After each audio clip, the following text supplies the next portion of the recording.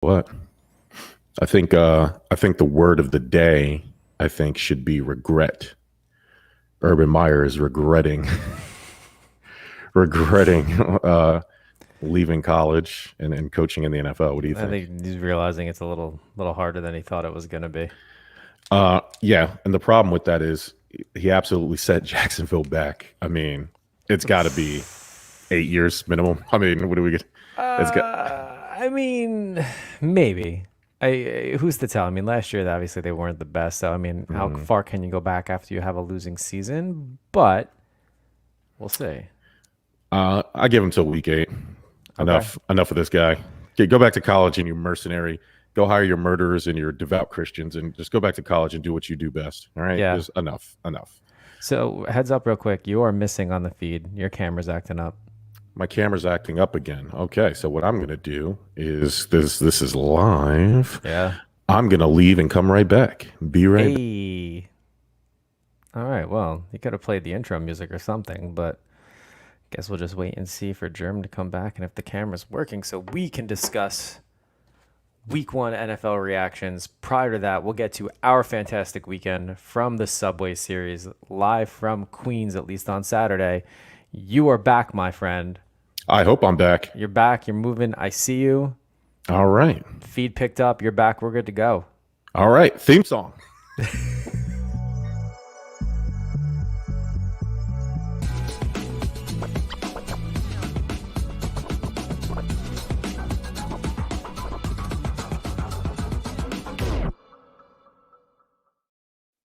Sports. Sports. That was great. I was doing like a little intro and then you came back and you just hit the theme song. I was like, all right, that's fine. At least it's not just me talking there because I don't know if anybody can tell. You can probably tell my voice is still recovering Oh, from Saturday. it's got to be a roller coaster of emotions for you, buddy. I mean, the entire weekend. I mean, the game started off so well for you, and then Yeah. my Mets mounted a nice epic comeback, and Yeah. then of course you guys claimed victory on that night. We did. So anybody who doesn't know, September 11th, the Shot Boys were definitely in the building. Shout out to the Seven Line. Shout out to the Mets extremists. Shout out to the New York Mets, man. Like, Yeah. we had a really good day. We were all together. I mean, we were tailgating from what 1 till the game was at almost 8 o'clock. By the time all the the pleasantries were over with, Yeah, so you were there a little bit earlier than I was, and you guys went over to the Seven Line tailgate, which is where I was trying to go. But by the time we had gotten there because of traffic, they were pushing everybody to the one side. So we actually got filtered into the main parking lot. But before we could even get into the main parking lot, because we got there probably around 3:15 ish, they had us park up on it was like a median, like a grassy yeah, median, more or less, yeah, in between like one of the roads, and then where like I could throw a stone into the parking lot because the parking lot gates were closed because I guess they only open like four hours or 5 hours before game time. So they had us all parked there. We weren't the only car. There were lines and lines of cars all parked waiting to get into yeah. the parking lot. And then once we got into the lot, cracked a couple cold ones, walked over, came met you guys as soon as Corey from the Divide showed up, and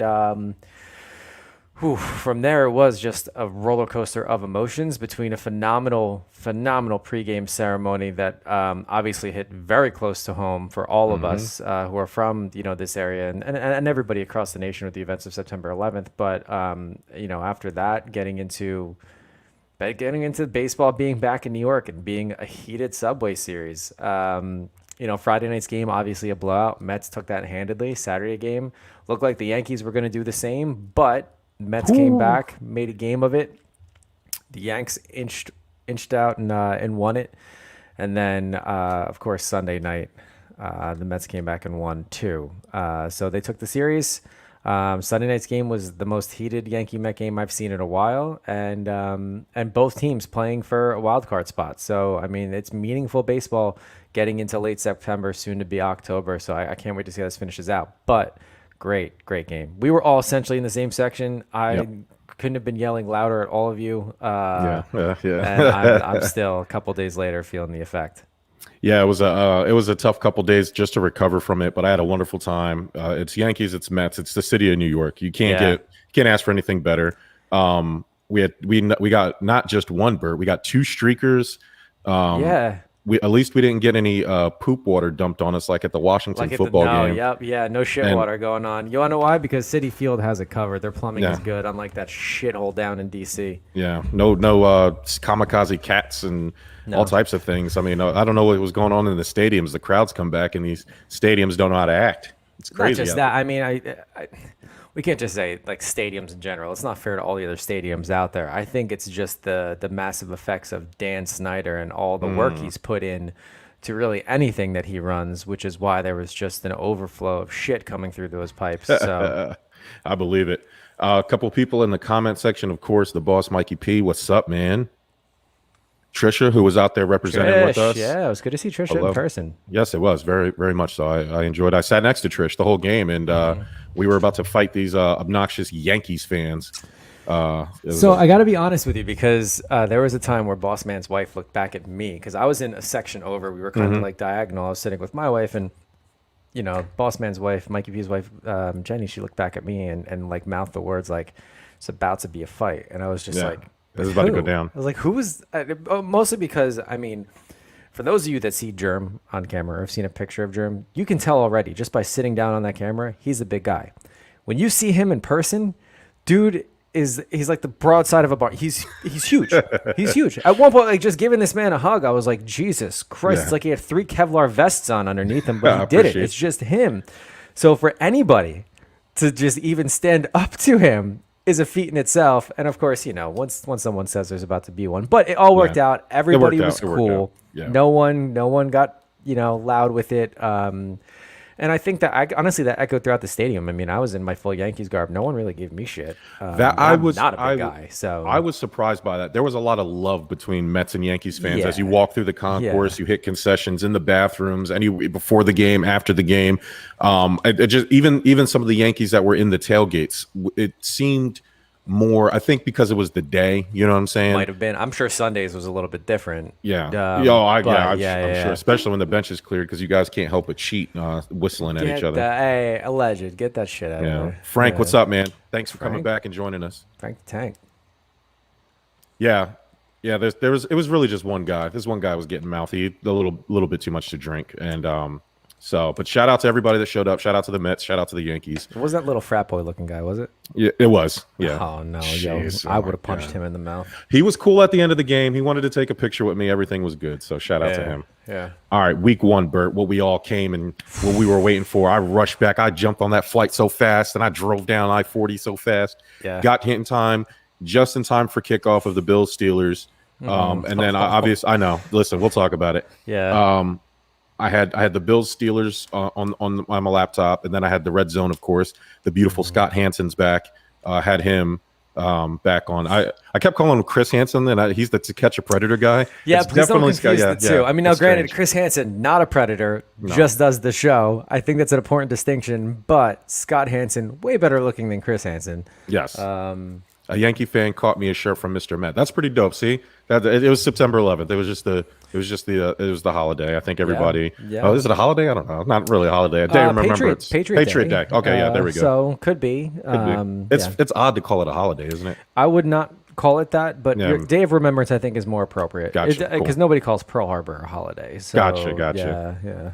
Gotcha. All right, Bert. So give it to me. I mean, week 1 overreactions. Give me the biggest overreaction that you have. The biggest overreaction I have, Aaron Rodgers should have retired, and Jameis Winston is the best quarterback in the NFL. That is a true overreaction. And for me, basically riding Aaron Rodgers' D this entire too early prediction game, as I have been the past couple of weeks, he's really making me seem like a piece of shit. Now, granted, I have no doubt that A-Rod is going to come back with a vengeance. But holy shit, does that whole team have some tape to review? If you're gonna make it, and look, maybe I'm going a little bit too hard on Jameis Winston, but for me, his prime in the NFL, like he should have hit it by now. He should have been a competent starter. You know, for me, I thought for sure he was gonna ride off into the sunset as a backup, collect his check, and call it a day. But to be named the starting quarterback and then to put on a performance like he did, now granted, not great. But overall, to do it against a Green Bay Packer team in a non-home game, home game too, because they were displaced because of the hurricane. Honestly, incredibly, just impressive on New Orleans and doing it without Michael Thomas too. But nevertheless, complete overreaction as Aaron Rodgers should have hung it up. Almost, secondary reaction to that. I think I've not given Kyler Murray enough credit at all. Yeah, Because 100%. Arizona, they don't just look good; they look good. Yeah. And I wish Ty were here because he'd be sitting here saying, "I told y'all." He'd literally be like, "I told you all." Like this was going to happen to Kyler and that team. But everything else in the NFL seemed to go the way they are. Eagles look very impressive, but again, it was against the Falcons. So, I mean, how much worth does that actually carry? But you can't deny the Jalen Hurts Smith connection. Those Bama boys doing something there could be potential, but we'll get into that more when we talk about rookies that impressed this week too. Gotcha. And then the Bills, man, dude, what is going on? My first overreaction, Bert. I'm going to say it. The Bills, candidates for regression. And that's me as a Bills fan saying that. Yeah. But this segment is about overreactions. I don't truly believe that. But watching them, that's the only thought I had. I said, oh, no, we are going to be awful this year. There is absolutely zero excuse to have all the offensive firepower that you have on that team and to only muster up 16 points. Yeah.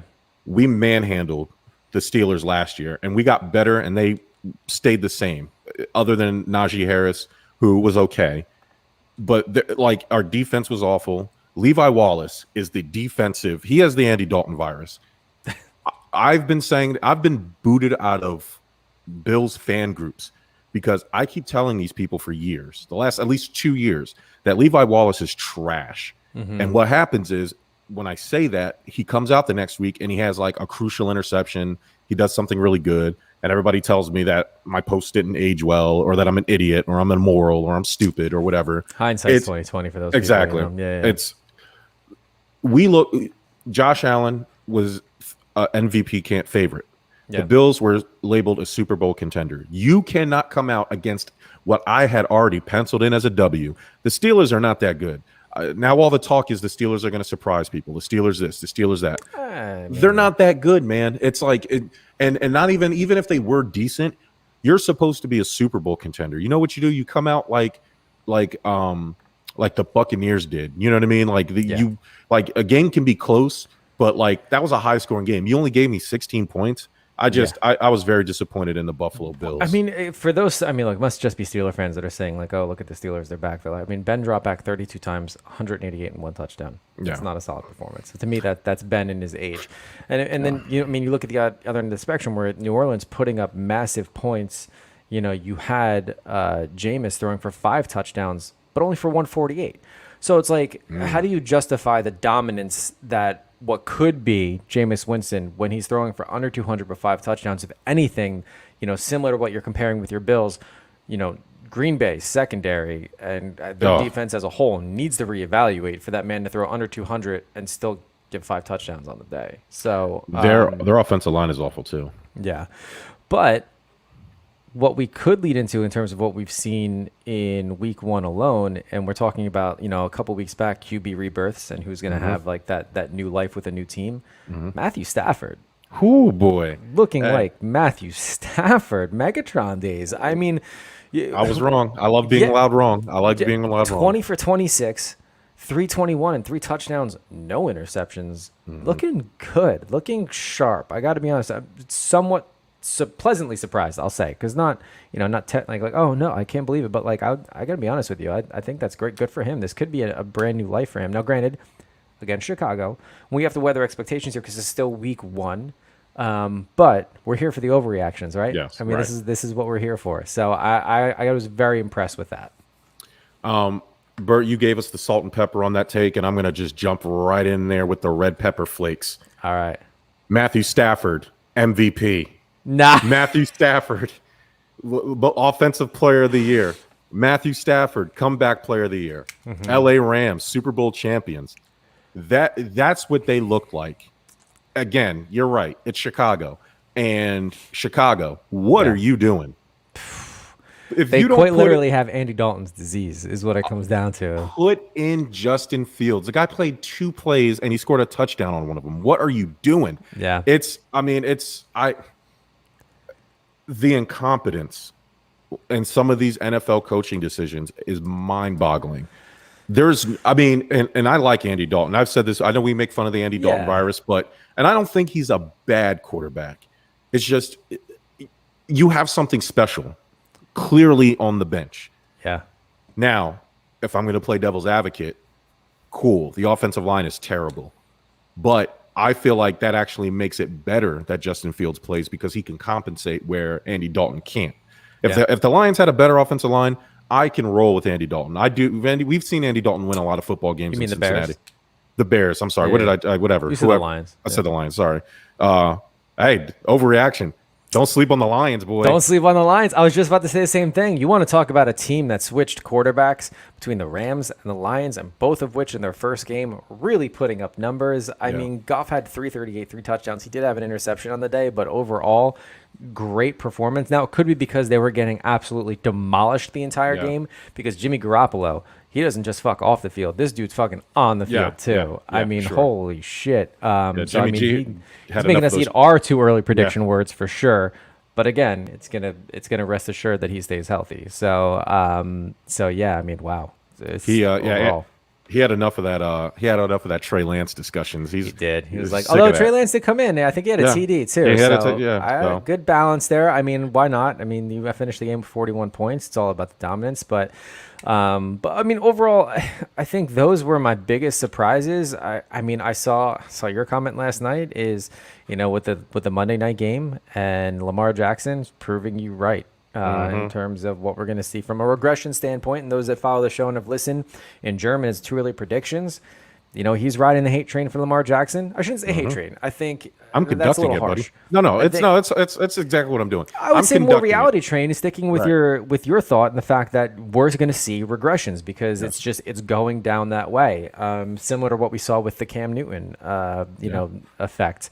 But I mean, hats off to the Raiders for sticking with it too. I mean, I'm kind of a closeted, not Raider fan, huge Derek Carr fan. Yeah, for sure. So glad he's still getting it done too. But overall, I mean, everything else, I would say with on par with what I expected. My Giants lost. They looked exactly how my Giants were going to look, despite going against a Denver team. Denver, sneaky good. Yeah, sneaky good. Now losing Jerry Jeudy for about 6 weeks is going to hurt. That's going to hurt a lot. But Teddy Bridgewater, and I remember we talked about this earlier, and I think I think you said that it's probably going to fit. Because that team fits him. He's an accurate guy who can get the ball to the receivers. He's just not a deep ball thrower. No. And he has a bunch of receivers that can run really good routes. And Teddy Bridgewater is athletic enough to find those guys. It's going to work, man. It sucks that Jerry Jeudy got hurt, and I would like to see in week 2 what happens. And then once they get their running game going, but that defense looks like it has got their second wind. Von Miller had 2 sacks on the game. So shout out to the Broncos. Hey, sorry, Carl Powers. I know you guys were for the Sam Darnold revenge game. Hey, overreaction. Carolina Panthers, wild card team. I said it. Hey, and they could be. Well, actually, no, they can't. You know why they can't? Because now that there's an extra game and an extra wild card team, Bert, I'm going to go ahead and say it. The NFC West is going to have all 4 teams in the playoffs. That'll be something, right? I mean, all of them are amazing, man. It's unbelievable how these teams perform. The Seahawks, the Niners, the Rams, the Cardinals. I mean, it's unbelievable. Teams that did it different ways, but like none of them. Like the Rams kind of bought their team, but they drafted well. You know what I mean? Then they made smart trades, right? And then here you go. You make a trade for a quarterback because you realize you're a quarterback away. You fall into the perfect situation with Matt Stafford. Yeah. I mean, the Cardinals drafting Kyler Murray. Oh, this is the guy. All right. He needs this, and this. Boom. Right. The 49ers did the same thing. Drafted well, traded for Jimmy G. Now they drafted Trey Lance. They got a bunch of pieces that can work. And then obviously the Seattle Seahawks are a mainstay there that kind of wrote the blueprint for that. So yeah, shout out to them. I mean, look, there's no doubt the NFC West is certainly going to have the talent. But so is, I mean, if you look, the AFC North is looking dangerous too. Because, despite the loss, the Browns and Baker Mayfield Oh my looked God, they're for really real. good. They are for real. And they did that production without Baker throwing a single touchdown. All their touchdowns were running touchdowns too. Yeah. So and you had production from Chubb and Hunt, and of course that weird play with Jarvis Landry. And Baker only made Baker only made probably 3 mistakes, but the problem was they were crucial. Like the one being the interception. The interception is the big one, which he was trying to throw the ball away, but your legs get clipped, he loses that extra height. But like 21 for 28, throwing for 321, and that was the only mistake he made. Unfortunately, it was the one that cost them the game overall.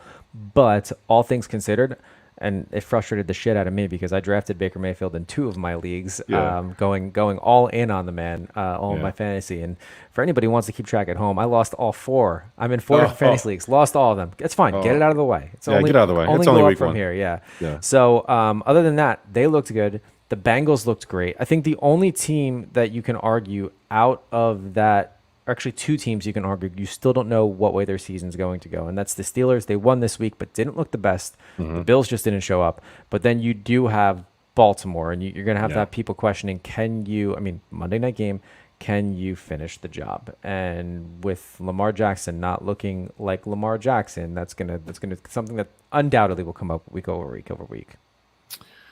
And last thing, Bert, Houston Texans, not terrible. So no, not terrible with Tyrod at the helm.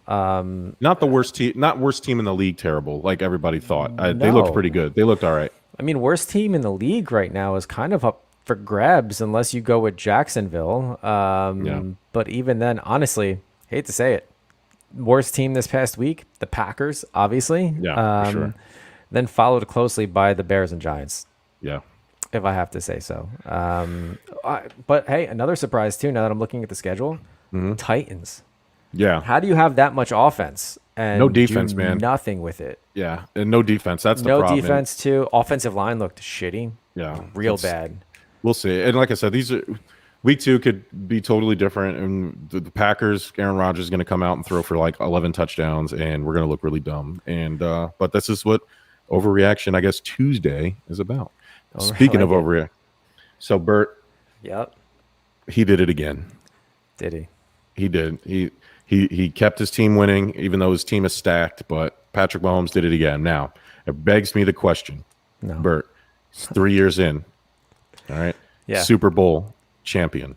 Yep. Super Bowl MVP. Regular season NFL MVP. If Patrick Mahomes played his last game on Sunday, is he a Hall of Famer? No. No, he's not. Why? The sample size is too small. Yes, I guess you can win in those 3 years, but how do you justify putting him and getting a gold bust of him forever in the Hall of Fame off of a 3-year sample size, off of what his potential could have been? If he had played his last snap on Sunday, some sort of weird freak career-ending injury, I would have very little confidence in saying that he is now a Hall of Famer. Did he do great for the 3-4 years he's been in the league? Absolutely. 100%. But how do you take a guy that's 156 on the all-time passing behind Deshaun Watson? Granted, Watson's been playing longer, but just, behind Blake Bortles, Dak. These guys that are well above him from a passing standpoint. Of course, he's the one winning, which I guess does matter to a certain extent, but the Hall is more about that, in my own personal opinion. I personally don't know how you'd be able to induct him for 4 years. I would say that his 3-year span is greater than some of the Hall of Famers that are in the league. Is Patrick Mahomes a greater quarterback than Joe Namath? Yeah. Is he different times, though. I understand that, but Joe Namath is in the Hall of Fame off of some mid, okay? Some straight mid right now. Yeah. Nobody. And my thing was, and we had this discussion about the Terrell Owens conversation. If you're in a certain class, you can't tell the story of NFL wide receivers without Terrell Owens. Just Correct. Like I don't think you can tell the quarterback story of a decade. If you're done, he's 3 years in, and in the course of a decade, he is a top 3 quarterback in the last decade, and he's only been playing for 3 years. Yeah, he to me that makes you a Hall of Famer, and I mean, And then also, what's the criterion, right? Like, maybe he's not first ballot, but he based on what we've seen, he's one of the greatest quarterbacks we've ever seen play, right? He's already challenging Aaron Rodgers as the best quarterback of this era. Just off I think so. He's broken so many records, Bert. He's done so much in his short time, and it's sustainable because he's made it past the 3 years now, and he's still doing. He just did it again. And well, thanks, Mike. This is the first time me and Mike agreed on something, man, on football. Shout out to me. And it's just when I look at it, I can't put I'm not going to punish somebody based off time. If I know what it is when I see it. Patrick Mahomes is one of the just greatest quarterbacks I've seen play football. That's just the plain, simple fact of it. The fact that he has only done that in 3 years actually strengthens, to me, my argument that he would be a Hall of Famer right now. It's a fair argument to make. It is, and to your point of why essentially handicap someone based off time, right? And seeing his potential. Personally, for me, I think it's still possible for him to be a great and be talked about, but to be enshrined forever based off that, who knows? Like, what if he does stay healthy, stays fine, his career takes a drastic turn, and he just honestly, in this very unlikely situation, just ends up completely sucking year over year over year over year. And then at that point, does he get in for a couple years good based off of, let's say, a 10, 12-year career? What's that line for you? All right. I think you have to have 50 starts to even qualify to be a candidate. And I don't think he's quite there yet. No, he but won't. Well, actually, he might be. He might be close. He's probably he might be in the 40s. Let's just say he's at 44, 45, whatever. Yeah. What is that number for you in terms of year-wise? This is his fourth year now, going into his fourth year. What year would you be comfortable saying, yeah, Patrick Mahomes is a Hall of Famer? I would say on the back end of a 10-year career. So 6 is early, but definitely 7. Okay, that's fair. Yeah. I'll take that. Yeah. All right, Bert. But don't deny him. He's great. He's an great athlete through and through. And that's why they paid him so much money to do what he's doing and stay there after he'd won the Super Bowl, too. And, damn near made it again last year. Or, no, did make it again last year, but damn near did it twice if it wasn't for pesky Tom Brady. Yeah. We got to check Tom Brady's blood. There's something in there. Doing something. Yeah, Patrick Mahomes signed a 10-year, $45 million. I guess if they call it an extension, but it's a contract, right? So basically it's a 12-year, I guess it's 12-year now. At the time, it was 13-year, but $450 million. Whoo, boy, let me tell you. All right, Bert, which rookie had their best debut this weekend in your eyes? I gotta be honest with you. It wasn't a quarterback in my eyes, and actually, it's weird for me to even pick this individual, but being a Giant fan in itself. But I think I was more so impressed, and I kind of led into it as well in my overreaction. But really, really impressed overall, only because of Jalen Hurts. I guess, can we consider Jalen Hurts it can't be a first-year starter at this point, maybe 1.5-year starter with everything that went on with Philly. But my pick's going to Devonta Smith. I got to be honest with you, I'm very impressed just based off who was throwing him the ball in that environment. Now, granted, yes, Atlanta is terrible, but catching for 71 off of 6 and a touchdown, I think is great. I had wanted to give it to a quarterback. I think they did decent, but none of which really overly impressed me overall. So I was going to go ahead and give it to a skill player. Yeah, I gave mine to a skill player too, but I gave mine to Jamar Chase. 100 yards, 50-yard reception, and a touchdown. And I think I really wanted to give it to him because of his noted preseason of all the drop balls. And I think Joe Burrow sat down at his press conference, and the first thing he said was, "Oh, I thought he drops everything." Nice. These kids hear this stuff. You know what I mean? And Joe Burrow. Hey, speaking of overreaction. Joe Burrow ain't missed a step, man. That guy is going to be. No, yeah, that guy's good. I wish the Bengals need to help that offense. Need to help him a little bit more. He gave his to Peyton and Eli. Actually, Well, I'll get to that later. Yeah. Yeah. We'll get to that later. I also want to give a shout out to rookie Rashawn Slater of offensive lineman. I know we don't do a lot of offensive lineman talk on this show. He had played 50 snaps, Bert, 0 sacks allowed, 0 hits allowed, 0 pressures allowed, 0 hurries allowed.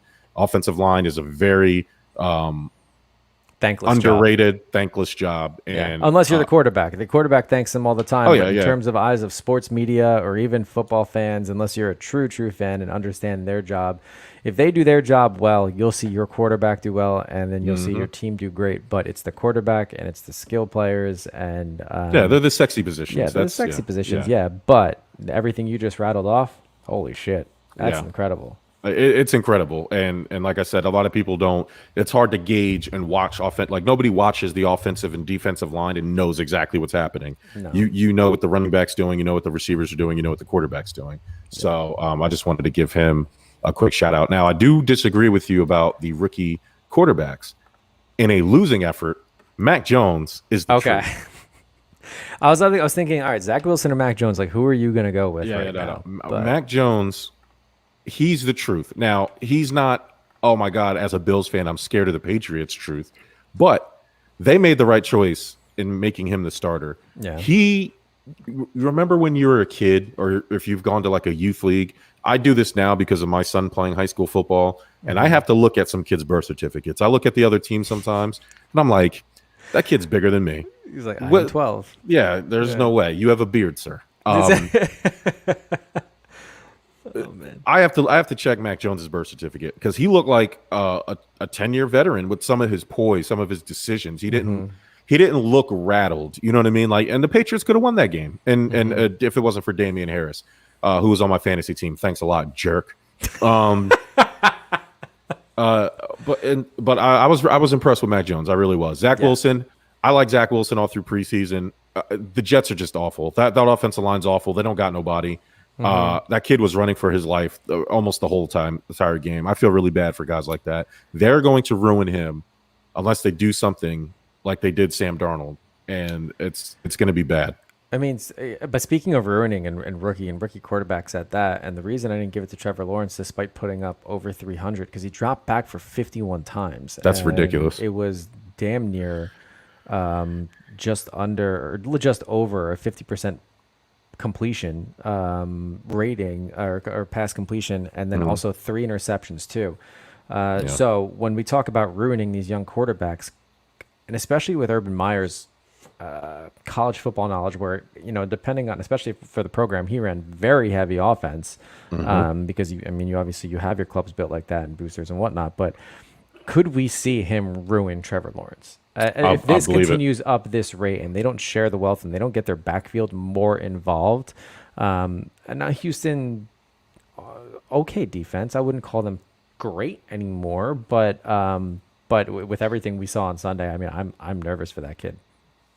Yeah, there's already rumblings that Urban Meyer's like, fuck this shit. Like, you know what I mean? Like, he's gonna pull a Nick Saban and go back with his tail between his legs. I mean, listen, if depending on who you listen to, man, I don't pretend to know nobody. I might have to hit up my boy Alex Fleming, writes for the Sun down there, writes for the Jags and the Bucks. Worked with him on Ricky's Arch Rivals football show, which I think I'm coming back on next Saturday. But yeah, it's from everything I hear, like nobody really likes Urban Meyer down there. I think he's having a hard time adjusting to coaching men.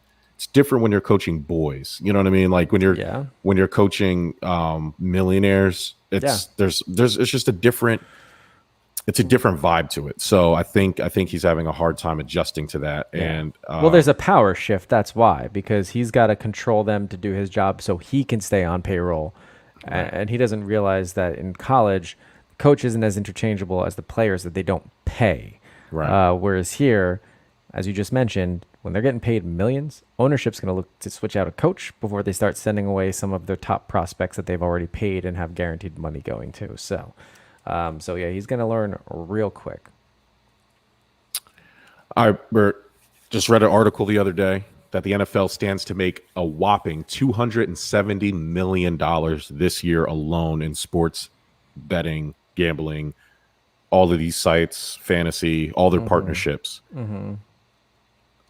Gambling is starting to be legalized in most states, except the state I live in for some reason, North Carolina. Get your shit together.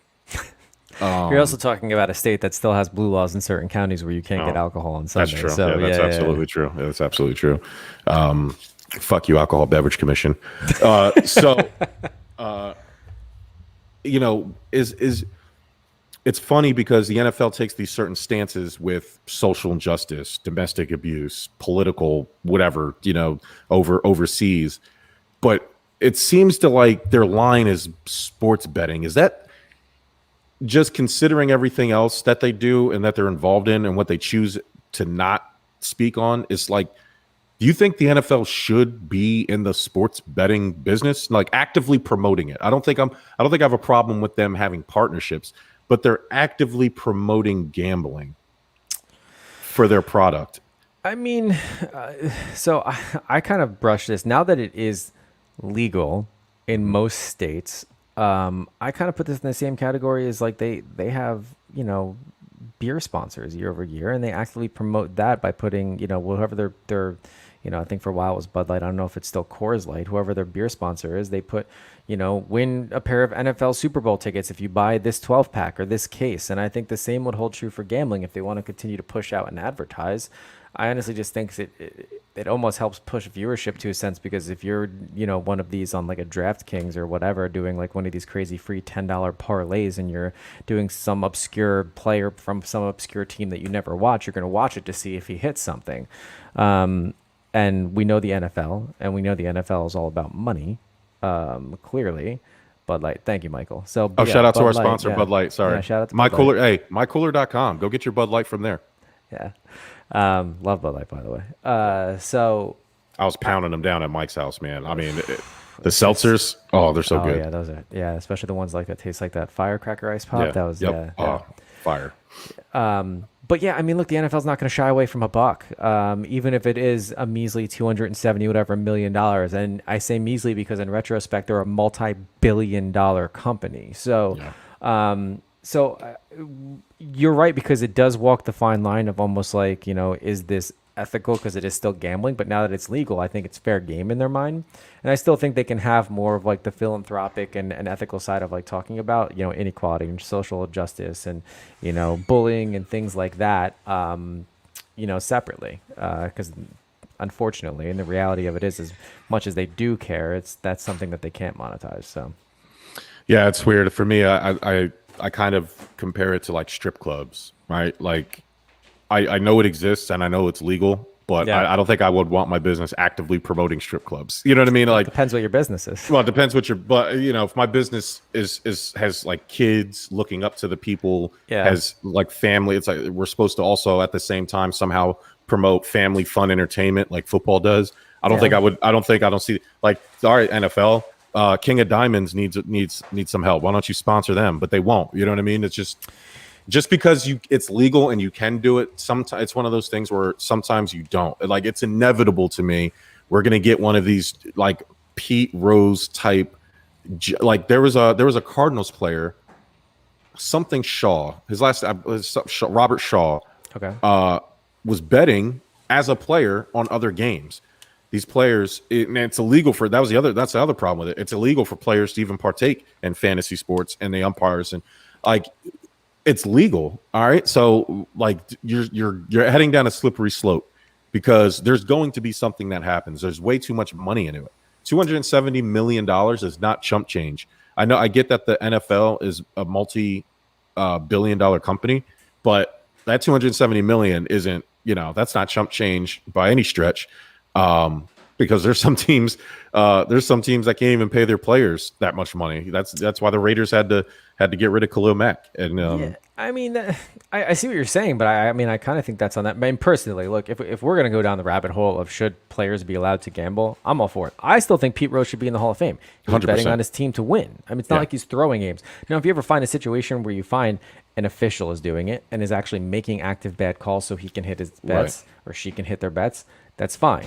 Definitely investigate that and get them out of there. Same thing with key position players, i.e. like quarterbacks or receivers or like individuals that are just blatantly dropping the ball, no pun intended, so they can hit a certain spread, or even coaches, and to pull, put their field goal unit on, or like pull a punt or something just because they want to keep it within a certain score. I totally get that, but to your argument of like this should be a family fun sport and this should be ethical, should we be promoting it? I think since it's legal, it's not a big deal. I mean, that's just something you coach your kids on. Hey, if you want to gamble, I mean, go gamble. I mean, I don't know, it's legal now, so it's not like you have to get in with the sharks or anything like that. But Sure. also too, I mean, as much as the NFL wants to consistently promote it being family, I mean, the active players within the NFL, we've seen individuals use PEDs. We've seen individuals beat their wives. We've seen individuals commit murder in some cases. We've seen them do a hard drive. We've seen them drunk drive and kill people. So, like, I mean, I understand what you're saying because as a brand, your brand is attached to that as opposed to the individual players who they can kind of, and as they have in the past, swept it under the rug. Like, well, we are family friendly. This is just one case of a player, even though the kids still look up to that player. So I understand that brand being attached to it. I personally, I'm just like, it is what it is at this point. Now that it's legal, it should be fair game. All right, Bert, it's time. Yes. It's time, baby. All right. So listen, I'm going to give my game ball to myself because I started off the Bucket of Doom with a win. First week of Bucket of Doom, came and went. Ty took a W with the Rams. He's 1-0. Corey also 1-0 with the Chargers. I am 1-0 because I had the Eagles who faced Mike with the Falcons, took that L real bad. And then you had to let down, and I thought yours was a sure win, buddy. Me too. Yours hurt the worst. I felt the worst for you because I was like, oh. Yeah, no, sorry, Mike. Yeah, I had to put the call in. Hey, Nick Sirianni and Jalen Hurts having a handshake, like a basketball, like 12-step handshake is actually pretty dope. I know a lot of Eagles fans are questioning that hire, and it looks like it's working out pretty well for them. All right, so as tradition, we go with the losers on the first pick, and Mike is in the comment section. He's paying attention because he wants the ability to throw his back, and Ty and Corey are not here, and so they won't have that opportunity. So I'm going to go ahead and shake up. Mike's actually paying attention. He's doing a curse count. I'm going to get in trouble because I think I swore like at least 12 times on this show. Yeah, it's all good. We're good. Ricky does the editing anyway. All right, that's it. There we go. So, Mike, this is for you. You have about 10 seconds. And your team is, the Houston Texans. I mean, after this past weekend, not terrible, but they have they have the Browns coming up. It's going to be a tough matchup. Ooh. All right, Mike. Texans. Tyrod Taylor, I hope he gets his fair shake. I hope he gets a chance to, Mike says throw back. Okay. I hope Tyrod Taylor gets his chance to actually start. He's never really had a chance because, he brought the Bills their first title. Then they drafted Josh Allen. They shipped him off to San Diego. They put Cleveland, and he gets hurt. And then they draft Baker Mayfield. Then they ship him off to the Chargers, and they put a needle in his lung and blew his lung up. Yeah, that was wild. It's just he never had. I don't think he's ever gotten like a true fair chance because the Bills, when we had him for 2 years, we never even built the offense. We were like tanking kind of. You know what I mean? Like so. All right, he said throw it back. So, Mike, this is your final team. The Seattle Seahawks. Good upgrade, buddy. Great upgrade. The Seahawks have the Titans. Oh, easy money sniper. Like that. Yeah. Seahawks. All right, so Mike has the Seahawks. All right, who else lost? You. All right, Bert, your turn. Get me my onion. Yeah. Actually, so for the Bucket of Doom, let's just workshop this real quick. I had 4 punishments that we could do that doesn't really going to cost anybody anything, just other than this embarrassment. We have our stank breath onion eating, so that can be something anybody does. I do have one I was thinking of saying I suck at picking football games, and you have to stand outside like a hobo for like an hour. Have somebody film it and take pictures, and like honk at me. I suck at football, fantasy football, or whatever, something like that. We got to do some things like that for the show. So we'll do something other than onion eating. Put that to a fan vote. Yeah, for sure. All right, Bert. Here we go. The Las Vegas Raiders. Speaking of sports gambling, Vegas Raiders. They have the Steelers. Ooh, I don't know how I feel about that. Ooh, I mean, you know what? I'm gonna ride with Oakland. You're gonna ride. You're gonna ride. With them, yeah. All right. Listen, Bert, with the Raiders, let's do it, man. That is not terrible. I especially the way they played. They have some decent receivers. The running game's good. The defense was pretty good, I would say, considering who they were playing. All right. Let's do Ty and Corey because they can't throw it back. Ty has the Giants. Divisional matchup against Washington, so no Ryan Fitzmagic. Yeah. Hey, listen. That's okay. Taylor is the Heineke. You see what I did there? Gotcha. See what I did? I like Taylor Heineke. Taylor Heineke, man, the players really like him, so we'll see. And he played well the game that Fitzpatrick went out, and he played good again. He almost beat the Bucks, man. Think about it. I mean, hey, that's nothing to sniff at. All right, Corey. Those Indianapolis Colts. Okay. The Colts, they have...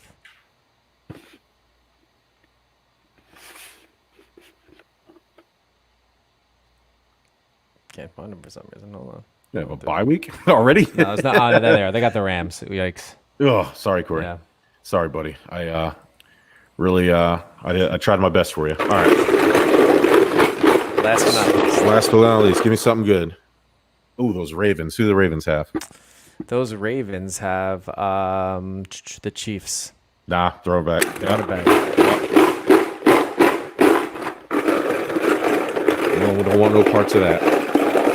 All right, here we go. Fuck. Detroit Lions. Damn. The Packers. Damn. So playing in Green Bay.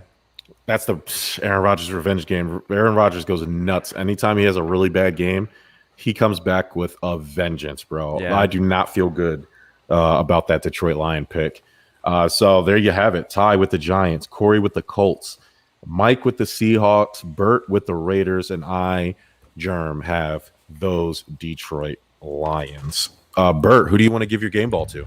I think we may have the same individuals it's going to because honestly, I was going to give to the Manning brothers for, make Monday Night Football entertaining again for those that, I would say still enjoy football, but I wasn't crazy about, the matchups this week, but God, they made it fun between the guest appearances they had on in between, but even just their football knowledge of what we, as some of us being, fairly low football IQ, just watching for the entertainment, can see. And then I honestly enjoyed more so just the digs they did back and forth as brothers, especially you had Manning making fun of Peyton's big ass forehead and everything else. Mm-hmm. So, yeah, the guests they had on there, it's hard. You can't beat it. They have lifelong chemistry. It just works. You know what I mean? And I think something like that for somebody who doesn't enjoy, some people just don't like the Monday night broadcast. I think it's just cool. It's like watching the game with your friends, even though you can't partake in it, but it's like just hearing, you're not listening to deep analysis or just Steve Levy talking nonsense. You know what I mean? It's just a cool thing. Yeah, game ball. Hey, I didn't even know that was Darren's mom making those ponchos. I had bought a Mets poncho, knit one. I don't want to get up and get it, but shout out to her. I thought it was just small business. I thought it was just a nice old lady selling Mets stuff. And it kind of is small business. It is small business. And I told her, I said, I want to support small business. And then I come to find out later that it was Darren from the guy who runs the 7-Line Army. Found out that it was his mom. So, I guess it looks like I'm dick riding now, but I really wasn't. I was just trying to just get a poncho. But shout out to her. Also, I'll give another game ball out to Drew Brees. He did really good on his NBC broadcast, and he took a shot at himself, saying this is what the Saints must have been missing the last couple of years with the deep ball. Mm-hmm. And it's just funny. It's funny, and I can't wait for Michael Thomas to get back to see what it really looks like, because I think he's going to be out for a couple more weeks. Yeah, and I think he's looking at maybe return week 5 if he's lucky. 5, okay. 5 or 6, yeah. 5 or 6. So it'll be really interesting to see what happens there. But yeah, Manning brothers, Monday Night Football, doing the mega cast that they do. I hope it can be, and that was their first one. I fully expect it to be better. So yeah. It's going to have to. You're going to have to impress us one way, shape, or form. So yeah. Do better, Manning brothers. Do better. No, I'm sure. All right, Bert. That's it for me, man. That was it for my list. You got anything else for the people? No, good to go. I'm glad football's back. Yeah, man. Check us out, www.giveusashot.network. Follow us on Instagram and Facebook @StuffAboutSports. And until then, we will talk to you next week.